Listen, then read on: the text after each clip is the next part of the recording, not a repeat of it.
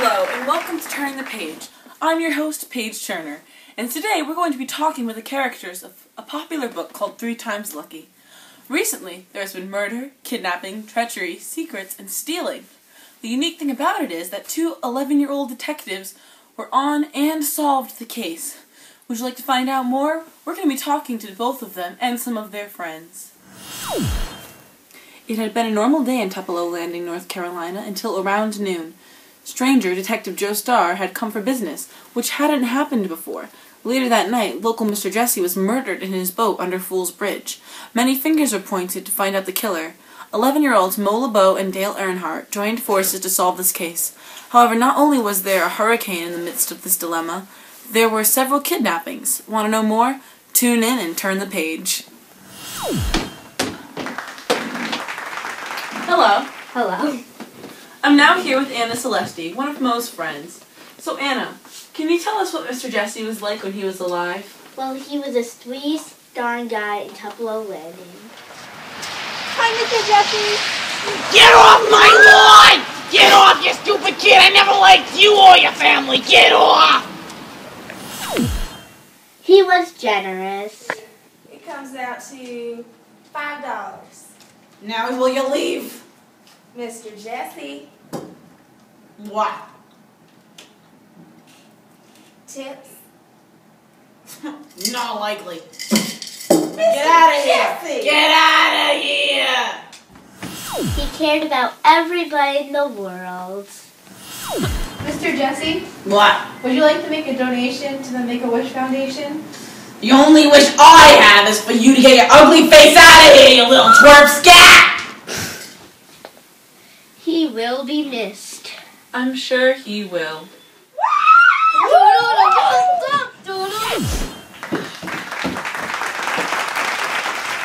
Hello. Hi.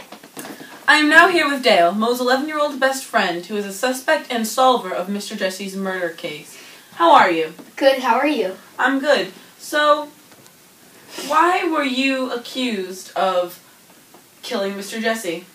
Well, I borrowed his boat the week before to go fishing with Mo. Mr. Jesse was killed in his boat. There were my footprints where he was killed from when I returned the boat. Everyone thought I killed him. It was very scary.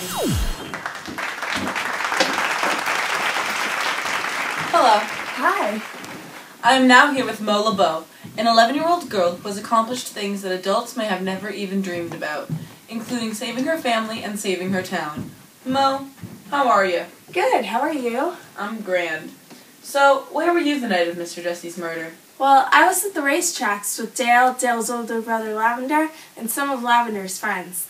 We had went there so that Lavender can compete for money, and he ended up severely injuring himself when he got into a car crash. The medics told us to go home, and as we were on our way home on the shortcut over Fool's Bridge, we got detoured by cops. When I got home, the colonel asked me why I had been home so late and why it was past my curfew.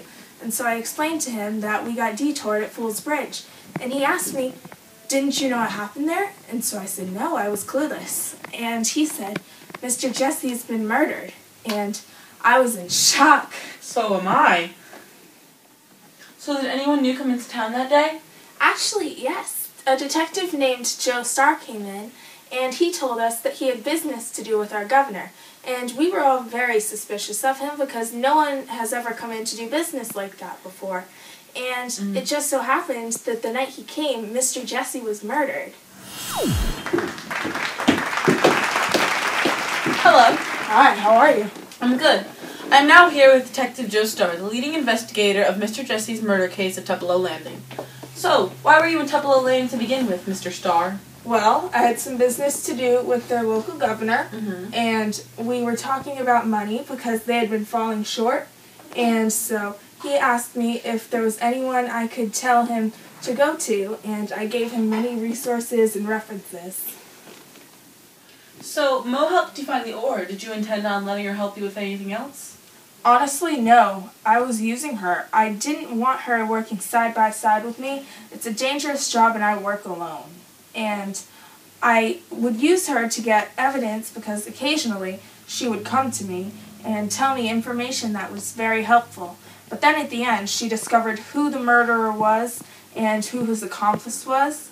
And so then we decided to work side by side, and we ended up figuring out the whole case, and Deputy Marla and Slate were arrested.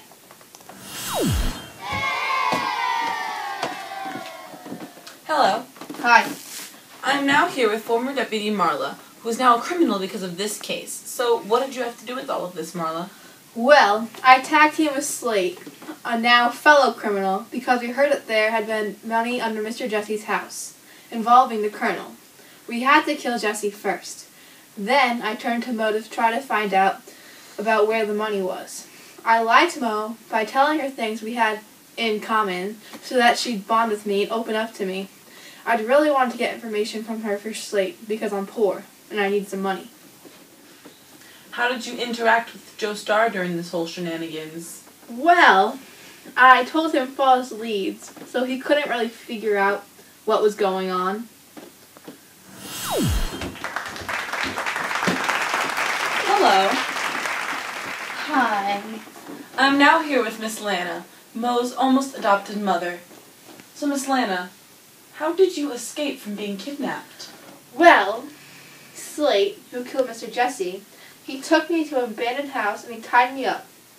And then one day, the day he was going to move me, I decided to try to just get myself out of there. So I took a knife and I cut myself out. And then I tried chasing him and attacking him, so he'd just leave me alone. And then I escaped. Where did you get the knife? From the counter. How did you get to the counter? I slid my chair over to the counter and I just grabbed it and cut myself out. So if you don't mind me asking, Miss Lana, what is your story with the Colonel? Well, when we were younger, we fell in love. And then when the day we found Mo, it was the day of the hurricane, and he got in a horrible car accident, and he couldn't remember anything at all. So I had to try to make him fall in love with me again. That is so cute. And here's the Colonel. You could say he's Mo's adopted father. Hello. Hello. How are you today? Wonderful. How are you? I'm very good. So, Colonel, how did you feel leaving Miss Lana with Slate? I was terrified. I didn't want to leave her because she's a very strong woman, but Slate is stronger than her, and I was afraid that he would hurt her. Well, she managed to escape on her own, didn't she? Yes, she did. Must be very proud. I'm very proud of her. Do you love her? Yes, I do. Cute.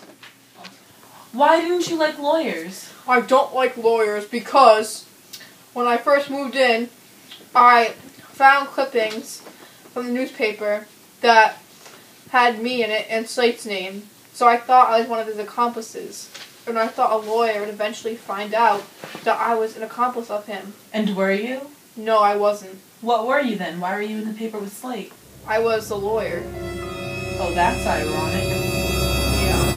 Ding! So what was it like trying to solve the case in the middle of a hurricane? It made everything 10 times harder, because when Slate had kidnapped the Colonel, even though the Colonel was able to get to a cell phone, the reception was just so bad, and I could only make out certain things that he said, such as, "Don't trust Detective Joe Starr," or "Go to the house, I have a journal, and it's hidden, and I need you to find it, and it's going to help with the case, and it'll help you saving me." And when I got the journal, it had things like money and pictures in the newspaper, just clippings of like him as a lawyer and a younger Slate. And I got the journal and I was able to find out information about the Colonel. Slate couldn't be here today on account of his court hearing for robbery, kidnapping, and the murder of Mr. Jesse. However, we were able to get together with him shortly beforehand. I had asked him why he had been in Tupelo Landing to clarify his crime with us. This is what he said. Mr. Jesse's cousin and I had been stealing money from bank to bank and working together to smuggle it across state borders to Mr. Jesse. A few weeks ago, we decided to claim our money, but his cousin was shot by a cop on his way out of robbing another bank. I knew that I couldn't work alone, so I took on Deputy Marla as my accomplice. When we arrived at Tupelo Landing, I knew that to take our money back, I'd have to kill him. He wouldn't just hand it over easily. He's extremely greedy. Did you intend on getting away with this? Honestly, yes. I had intended on getting away with it. But that was before I realized that there was the nosy Mo LeBeau here in Tupelo Landing. Once she'd witnessed me and heard about me from Detective Joe Starr, I knew that she'd go running to the Colonel and Miss Lana and tell them everything. I couldn't risk that. That's why I took them to an abandoned mill, tied them up to chairs, and held them hostage. I couldn't risk a life sentence. However, you see where that got me. A jumpsuit and a life in a jail cell.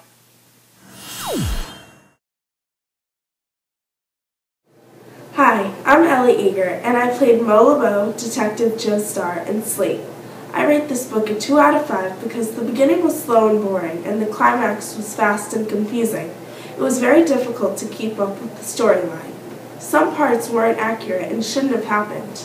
There also wasn't really a closing to this story, and it's not part of a series. I don't recommend this book to anyone.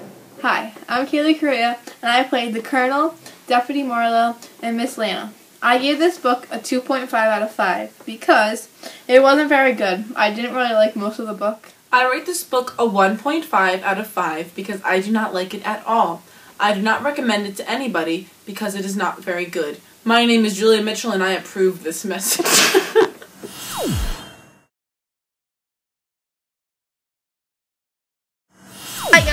Do you love me? Oh, hey. And I'm singing, hey now, I'm a rock star, got my game on, y'all. Rizzo, Abby Prue, and Jenny Piano each tossed in 6 points. Julia Mitchell led in the paint with 10 rebounds and 6 blocks. Pretty interesting, Mr. Jesse. Is that all? How do you do? Wonderful. How are you? Hello. Hi. Weirdo.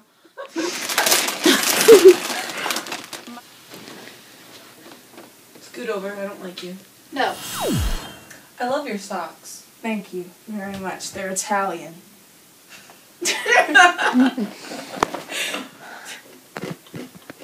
I can't. Julia! I can't just leave with my mouth, they're spicy! He will be missed. I'm sure he will. Thanks for watching! And don't read the book. Don't read the book. Or else!